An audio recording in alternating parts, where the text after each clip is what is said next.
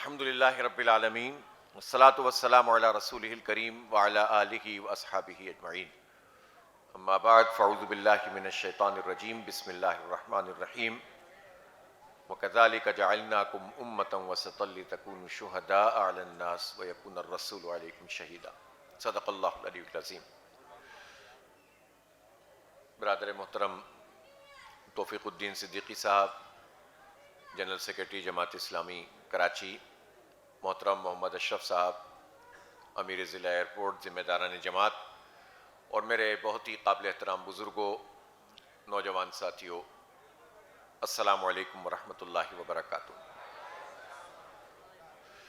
आपकी ये तरबियतगाह जो अब इख्तिताम की तरफ सफ़र कर रही है, सबसे पहले हम अल्लाह ताला से दुआ करते हैं कि यहाँ हम सबका हाजिर होना कबूल फरमा लें और इस तरबियतगाह में जो भी अच्छी बातें हमने सीखी हैं उस पर अमल करने की तौफ़ीक़ अता फ़रमाए और जो अहदाफ जमात इस्लामी ने आइंदा के लिए तय किए हैं उनको पूरा करने की तौफ़ीक़ अता फ़रमाए।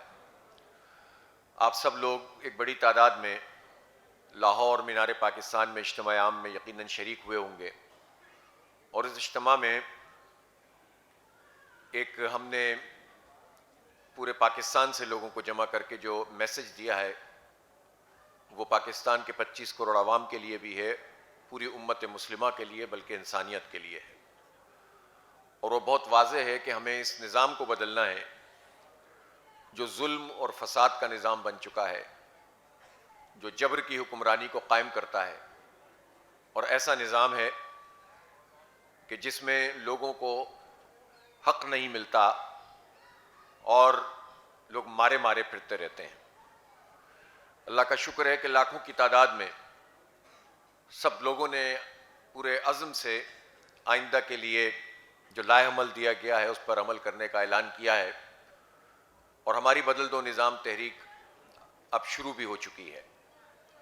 पंजाब में जो बल्दियाती एक्ट नाफिज किया गया उसके ख़िलाफ़ पूरी जमात धरने दे रही है, एहतजाज कर रही है और पंजाब में 15 जनवरी से एक अवामी रेफरेंडम भी मुनक़िद किया जा रहा है कि जो उसके गैर जमहूरी और गैर आइनी तर्ज़ अमल है हुक्मरानों का, उसके ख़िलाफ़ अवाम का एक मैंडेट होगा और उसके बाद ये तहरीक अगले मराहिल में दाखिल हो जाएगी।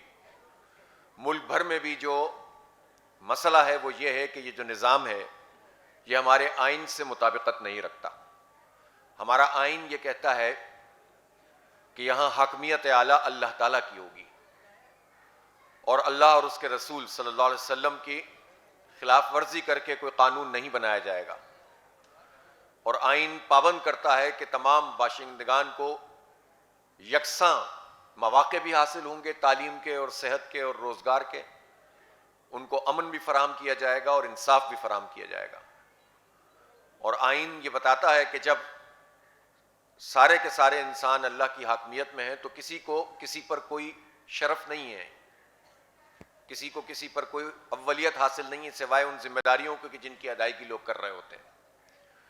लेकिन इस मुल्क में होता क्या है कि ब्यूरोक्रेसी का पूरा निज़ाम भी वो निज़ाम है जो अंग्रेज़ ने बनाया था और वही निज़ाम इस वक्त भी राइज है, जिसमें ये जो ब्यूरोक्रेट होते हैं, जो सरकारी अफसरान होते हैं, ये मालिक बन जाते हैं, इख्तियारात इनके पास होते हैं, हुकूमतें इनको इस्तेमाल करती हैं और ये हुकूमतों को इस्तेमाल करते हैं। और जो इख्तियारात निचली सतह तक मुंतकिल होने चाहिए वो चंद हाथों में रहते हैं और इस ब्यूरोक्रेसी के ज़रिए से पूरी मैनेजमेंट की जाती है। ये ब्यूरोक्रेसी अपने आप को कौम की हाकिम समझती है और कौम को खादिम समझती है, इसलिए कि अंग्रेज़ ने अपना निज़ाम चलाने के लिए ये जहन बनाया था। आइन में तो ये लिखा हुआ है कि हाकमियत आला अल्लाह ताला की है, लेकिन इंसानों की खुदाई का निज़ाम उसी तरह से मौजूद है, माइंडसेट उसी तरह से मौजूद है। सिविल ब्यूरोक्रेसी हो या मिलिट्री ब्यूरोक्रेसी, ये एक ही तरीके से अवाम को हाँकते हैं। इसी तरह जो हमारा अदालती निज़ाम है उसमें भी लोगों को इंसाफ नहीं मिलता। 23 लाख मुकदमात हैं जो पाकिस्तान की अदालतों में मौजूद हैं जिनके फैसले नहीं हो रहे। तो आप अंदाजा कर सकते हैं कि लोग मारे मारे फिरते हैं और 23 लाख तो वो लोग हैं जिनको अदालतें नसीब हो गई, वरना एक आम गरीब आदमी जो अपनी 2 वक्त की रोटी पूरी नहीं कर सकता, वो अगर उसका हक कोई खा ले तो वो कहाँ जाएगा, कहाँ से वकील की फीस लाएगा, कहाँ से वो जो है वो अदालत के खर्चे पूरे करेगा और वो अखराजात उठाएगा जो उसे अदालत तक पहुँचने के लिए करने पड़ते हैं। यही वजह है कि कोई किसी की ज़मीन पे कब्जा कर ले, कोई किसी की जायदाद हथिया ले, कोई किसी का हक मार दे, 20-20 साल, 30-30 साल, 40-40 साल मुकदमे चलते हैं। ये गला सड़ा अदालती निज़ाम अदल और इंसाफ फराम नहीं कर रहा। इसको बदलना पड़ेगा और मुकम्मल तौर पर बदलना पड़ेगा। इसी तरह से हम तालीम का निज़ाम है, तबकात में तकसीम, और यह हाल है। अभी आपने देखा कि PIA की जो इन्होंने प्राइवेटाइजेशन की है, इसमें एक पार्टी जो कंसोर्शियम का हिस्सा है वो है जो सिटी स्कूल चलाती है।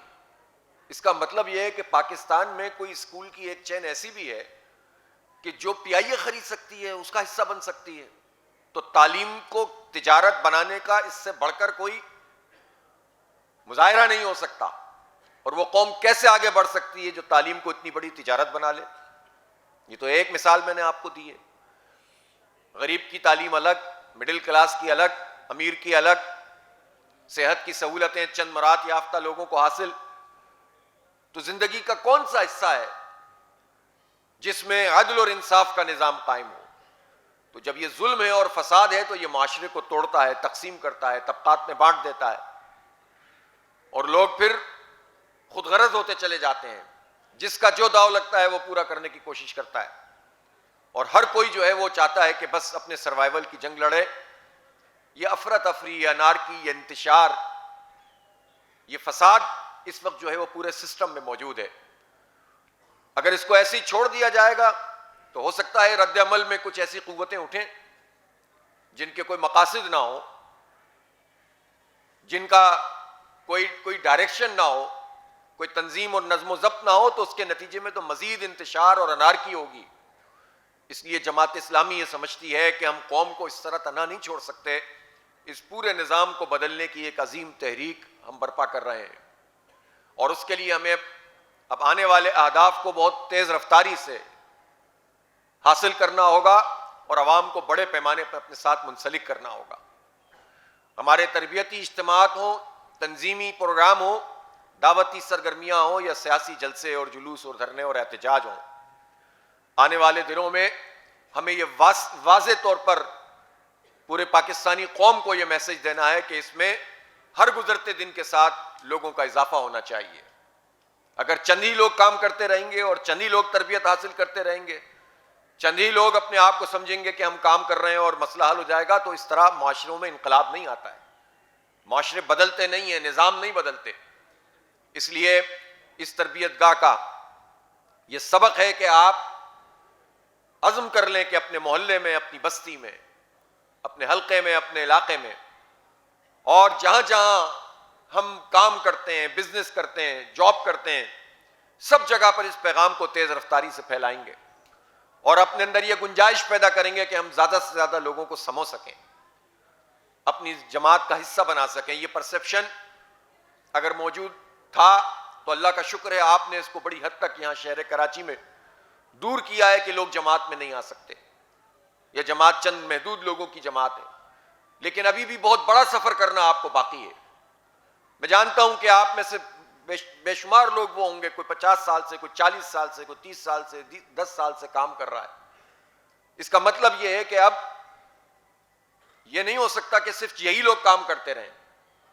इस वक्त पाकिस्तान की आबादी का 40% यानी 40 साल तक की उम्र के 80% लोग हैं। पाकिस्तान की आबादी में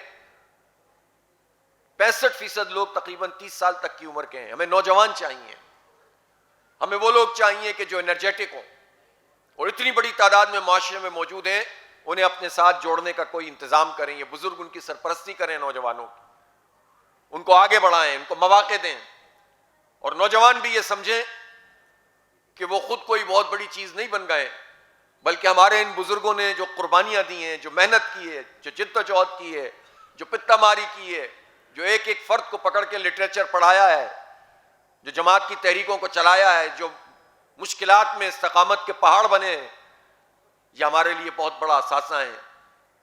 इस बेहतरीन इम्तिजाज के साथ हमें आगे बढ़ना है इंशाअल्लाह। इसलिए मैं आपके ज़िले में ख़ास तौर पर आपसे ये अर्ज़ करना चाहता हूँ कि इस पूरी आबादी और इलाके में आप बड़े पैमाने पर अवामी कमेटियाँ भी बनाएं। परेशान ना हों कि लोग आ जाएंगे तो क्या करें। लोग आएंगे तो इंशाअल्लाह जमात को मज़ीद ताकत पहुँचाएंगे। कोई कच्चा पक्का होगा तो उसको भी हम इंशाअल्लाह अपने इज्तिमाई माहौल से दुरुस्त कर लेंगे। लेकिन इससे डर करके लोग आ जाएंगे तो क्या होगा? अगर आप दावत का काम छोड़ देंगे तो अल्लाह को जवाब क्या देंगे? हमारी ये जिम्मेदारी है कि हम अफराद को से राब्ता भी करें और उन्हें अपने साथ शामिल भी करें, इसलिए कि हम अपनी पार्टी के लिए या पार्टी के अमीर के लिए लोगों को नहीं बुला रहे होते। हम दीन की इकामत की तहरीक हैं, अल्लाह के निज़ाम को कायम करना चाहते हैं और फरसूदा निज़ाम को बदलना चाहते हैं।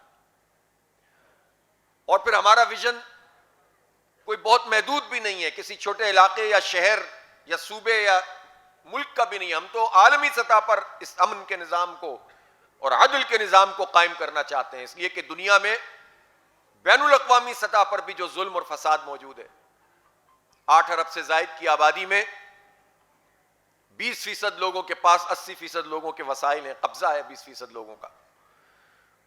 जो इमाम बनते हैं इस पूरी तहजीब के और इस निज़ाम के, उनके अंदर भी हाल बुरा है और चंद ताकतवर मजीद ताकतवर होते चले जा रहे हैं। खुद अमेरिका में यह बहस बहुत आम है कि वहां यह निज़ाम चल नहीं रहा। एक सवाल पैदा हो गया है कि दुनिया का नया निज़ाम कौन सा होगा। अमेरिका ढलान की तरफ है, उसकी तहजीब भी ढलान की तरफ है और उसकी ताकत भी ढलान की तरफ है। और हो सकता है कि ट्रंप के जमाने में ही ट्रंप ही जो है वो गोरबाचोव साबित हो। लेकिन आप पाकिस्तान के हुक्मरानों को तो देखें, अपनी जाती मफादात के लिए, अपनी ताकत के लिए, अपनी हुकूमत के लिए उस फर्द की पूजा कर रहे हैं और उसकी चापलूसी कर रहे हैं और उसकी परस्तिश कर रहे हैं और खुशामद कर रहे हैं कि जो खुद अपने अवाम में अनपॉपुलर हो रहा है। अभी ताजा सर्वे हुआ है, उसकी जो पॉपुलरिटी 48 से 39% पे आ गई और मजीद गिर रही है। मजीद वो हरकतें करेगा और ज्यादा लोग उसे अपने ही मुल्क में नापसंद करेंगे। लेकिन हमारे वजीर आजम, चूंकि ये सब फॉर्म 47 की पैदावार होते हैं, इसलिए वो समझते हैं कि अमेरिका को खुश रखेंगे तो हमारी हुकूमत चलती रहेगी। हालांकि वो ये बात नहीं समझ रहे कि अब दुनिया में भी एक बड़ा टर्मोइल है, बड़ी तब्दीली होने वाली है और जिन पे ये तकिया कर रहे हैं वही पत्ते हवा देंगे। वैसे भी अमेरिका कब किसी का दोस्त हुआ है।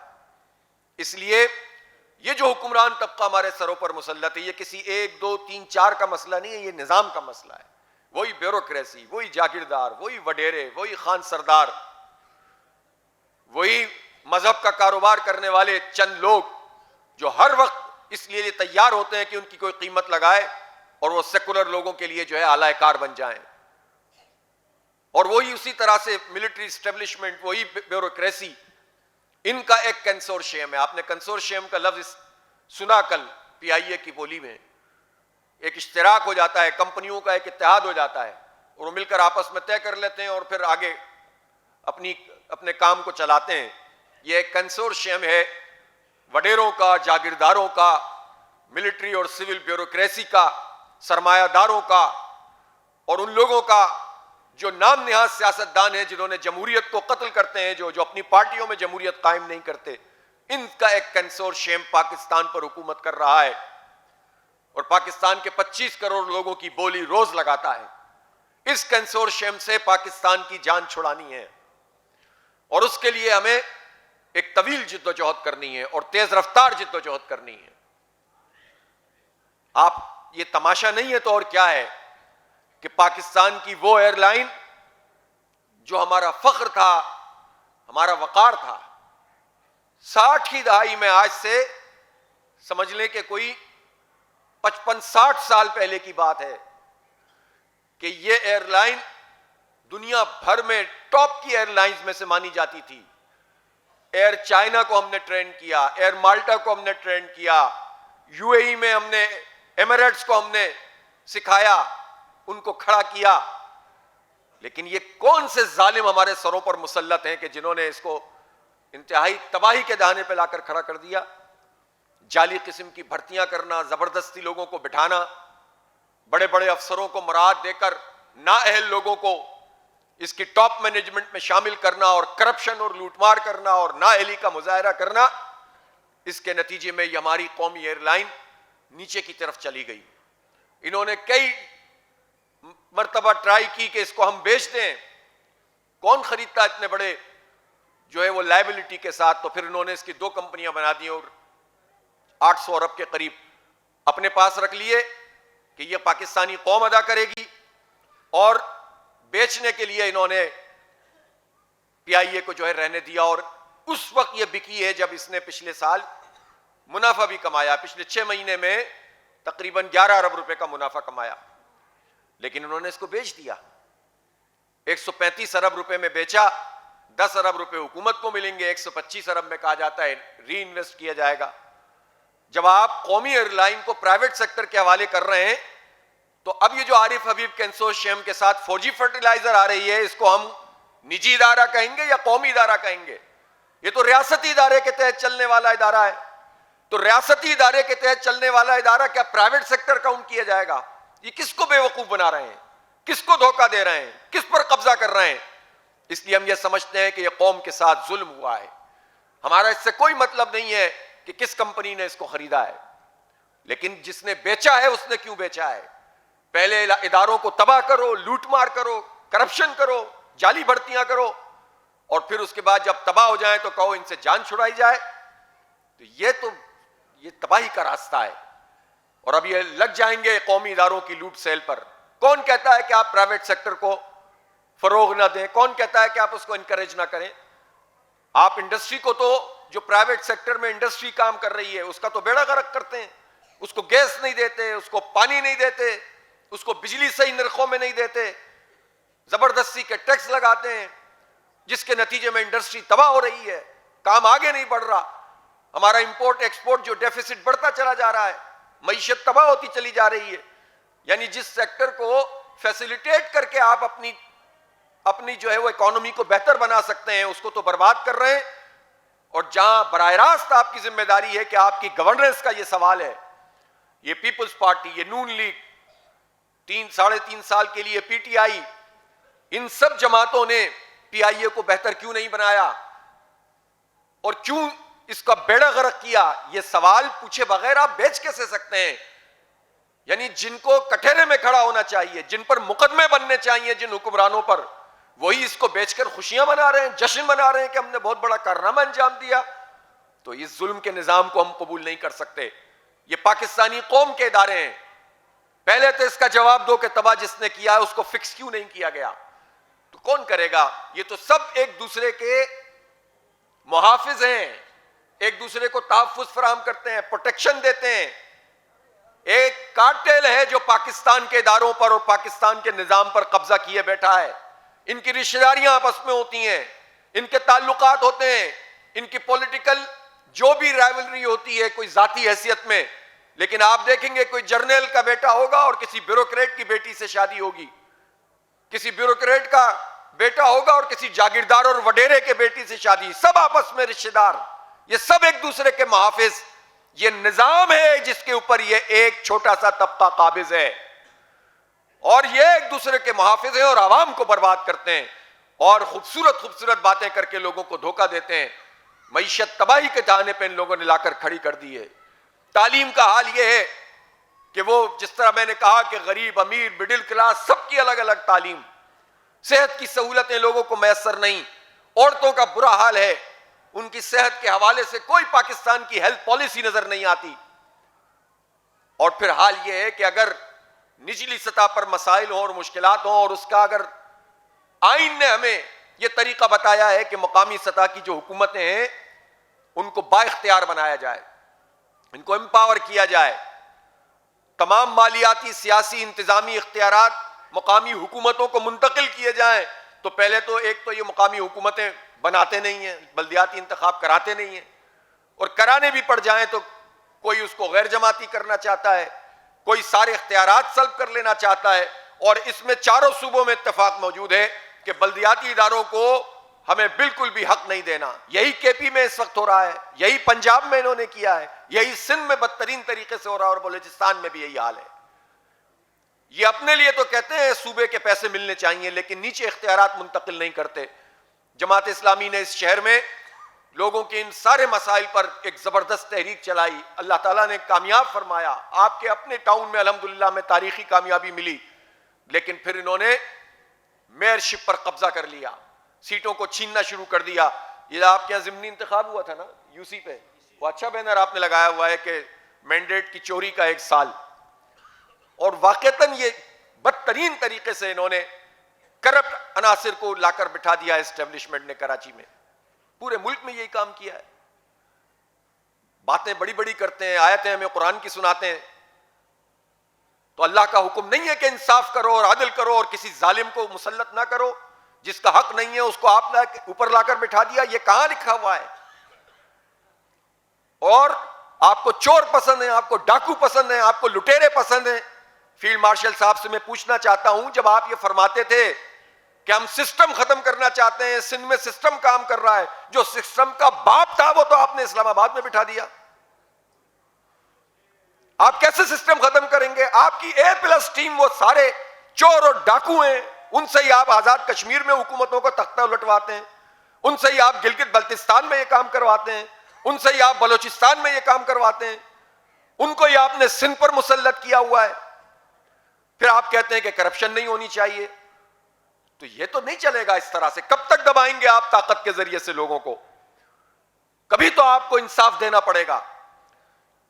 इसलिए जमात इस्लामी इस बात पर यकीन रखती है कि हम पुरअमन सियासी मुजाहिमत को आगे लेकर चलेंगे इंशाअल्लाह। अवाम में शऊर भी पैदा करेंगे और मुनज़्ज़म भी करेंगे, इसलिए कि पाकिस्तान में इस वक्त जो खला है वो खला मुनज़्ज़म और एक समत मुतय्यन करके जिद्दोजहद करने का है, एक डायरेक्शन में जिद्दोजहद करने का है। यह नहीं है कि एक फर्द है और बस वो वही सब कुछ है। कल्ट की पॉलिटिक्स पाकिस्तान में चलती है।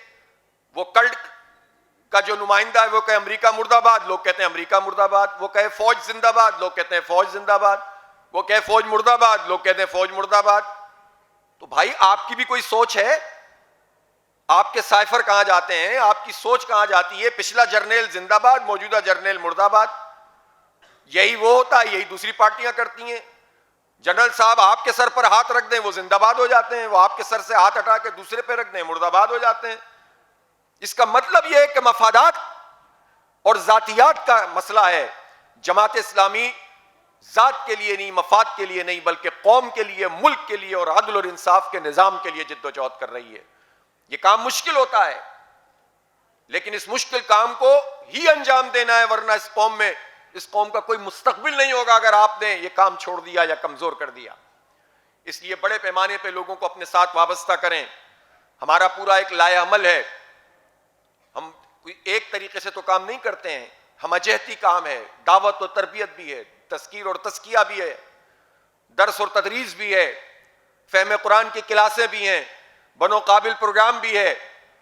इसी तरह से बल्दियाती इदारों के इस्तेहकाम के लिए और इख्तियारात के लिए जिद्दोजहद भी है।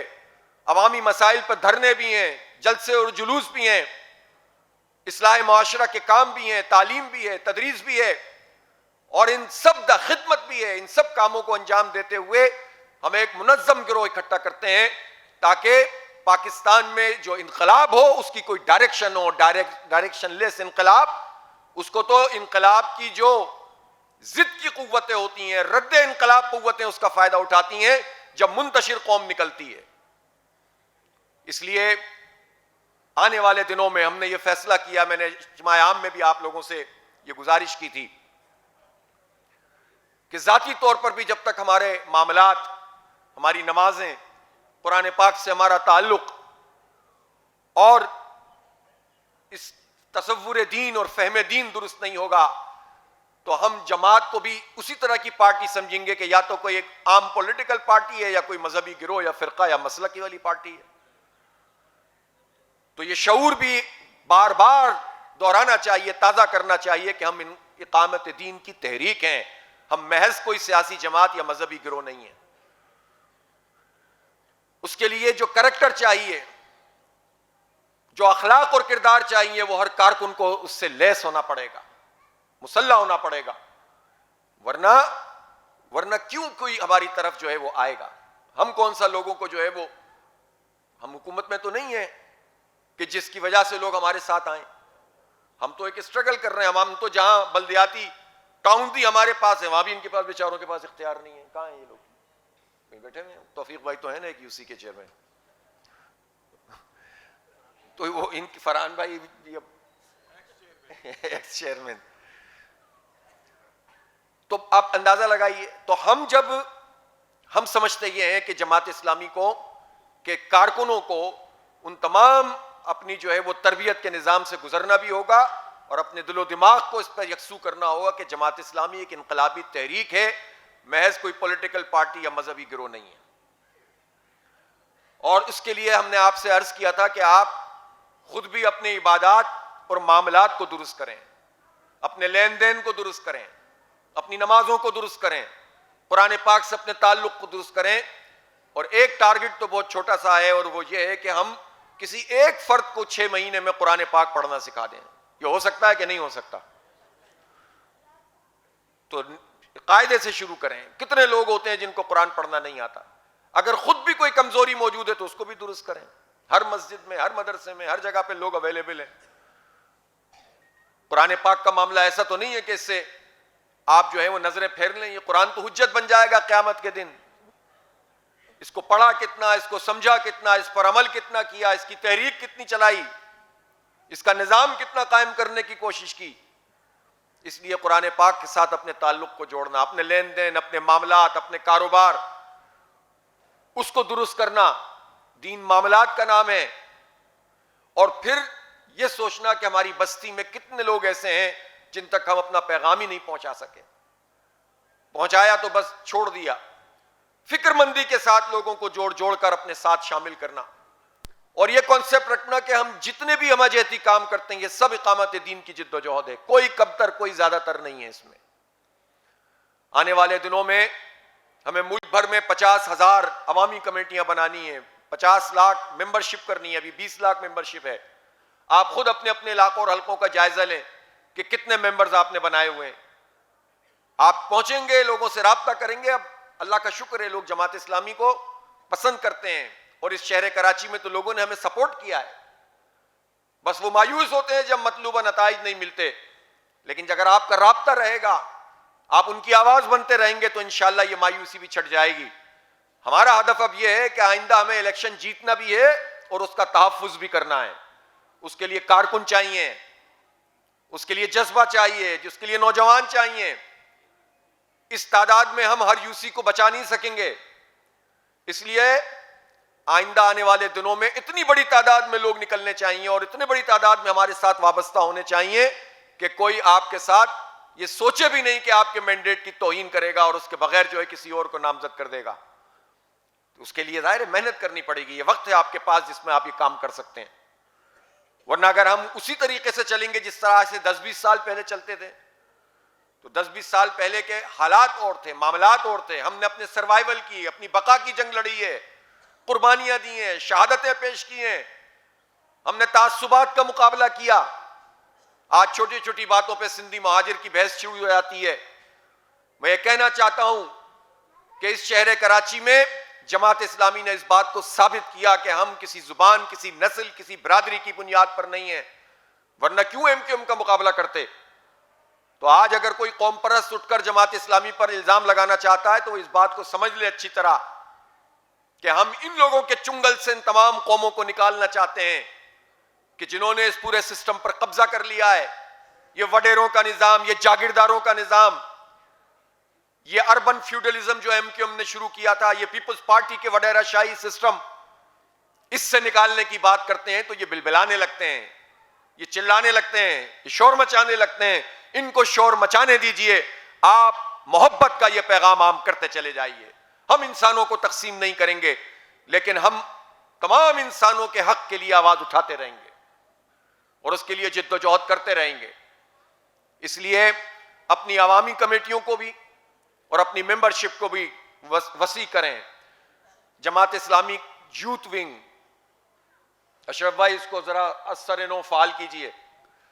और आने वाले दिनों में जिस तरह आज से 4-6 साल पहले हमने वो एक इलेक्शन किए थे ना, तो हो सकता है कि रमज़ान के बाद हम ये अनाउंस करें और फिर हर यूसी में और हर वार्ड में आप यूथ को अपील करें कि कौन कौन हमारे इस प्लेटफॉर्म से इलेक्शन लड़ना चाहता है। हम पूरा उसका आपको मैकेनिज्म बनाकर देंगे और फिर नौजवानों की मेंबरशिप करें और मेंबरशिप के साथ उनका मुकाबला कराएं और पॉजिटिव तरीके से उनकी कैंपेन चले और फिर उसके बाद उनके बॉडीज बने और वो सारे के सारे जो इलेक्शन में पार्टिसिपेट करें, चाहे जीतें या हारें, उनका कोई ना कोई रोल होना चाहिए इस पूरे सिस्टम में। इसके नतीजे में एक बड़ी तादाद में लोग हमारे साथ शामिल होंगे।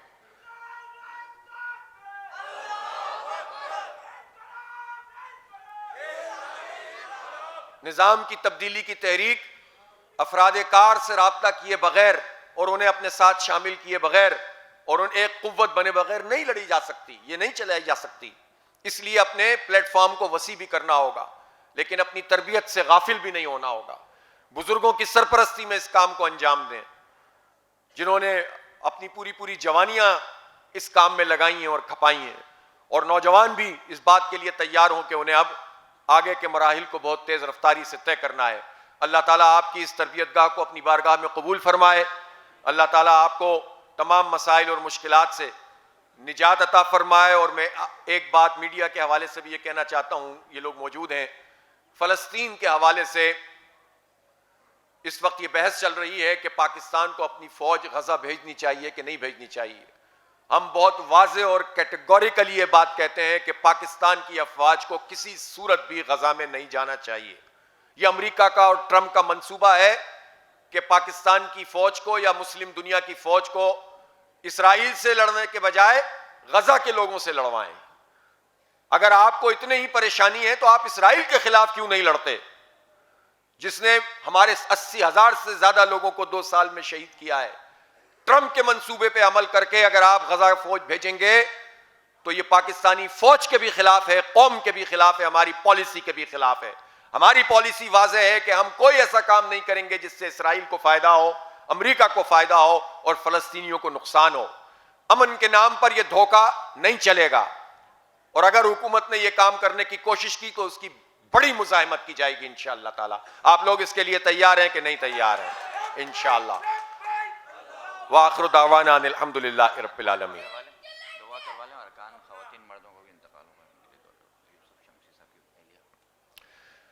ये उन्होंने बताया कि यूसुफ शमसी साहब की अहलिया का इंतकाल हुआ है, और भी हमारे बहुत सारे साथी इस दुनिया से रुखसत हो गए हैं, कारकुनान, अरकान, ख़वातीन हज़रात, और भी हमारे लोग फ़लस्तीन में शहीद होते हैं मुख्तलिफ़ जगहों पर।